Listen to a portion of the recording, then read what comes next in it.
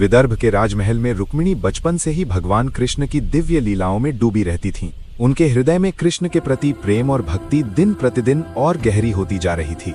धीरे धीरे ये भक्ति एक अटूट संकल्प में बदल गई कि वो जीवन भर केवल कृष्ण को ही अपना पति मानेंगी। लेकिन राजनीति और अहंकार से भरे रुक्मी ने उनका विवाह शिशुपाल से तय कर दिया। इस समाचार ने रुक्मिणी के मन को व्यथित कर दिया, फिर भी उनके विश्वास की ज्योति नहीं बुझी।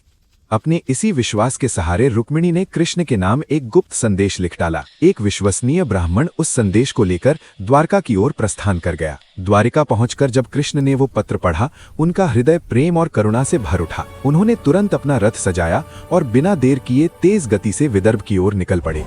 रथ की गति उनके अडिग संकल्प जितनी प्रबल थी, अविराम और अचल।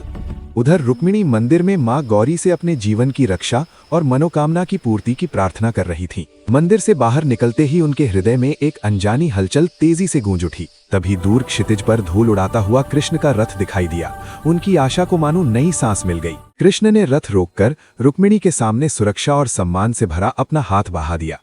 रुक्मिणी ने अटूट विश्वास के साथ रथ की सीढ़ियों पर कदम रखा। उनका जीवन नई दिशा में आगे बढ़ चुका था। लेकिन पीछे से रुक्मी और शिशुपाल की सेनाएं क्रोध में उनका पीछा करती हुई आ पहुंची।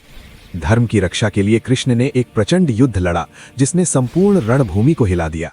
अंततः रुक्मी पराजित होकर कृष्ण के समक्ष असहाय होकर गिर पड़ा। रुक्मिणी ने करुणा से प्रेरित होकर रुक्मी के प्राणों की रक्षा की विनती की और इसके बाद कृष्ण रुक्मिणी को सुरक्षित द्वारिका लेकर पहुंचे, जहां उनका भव्य विवाह संपन्न हुआ। ऐसी ही और पौराणिक कथाओं के लिए वीडियो को लाइक करें और चैनल को सब्सक्राइब करें।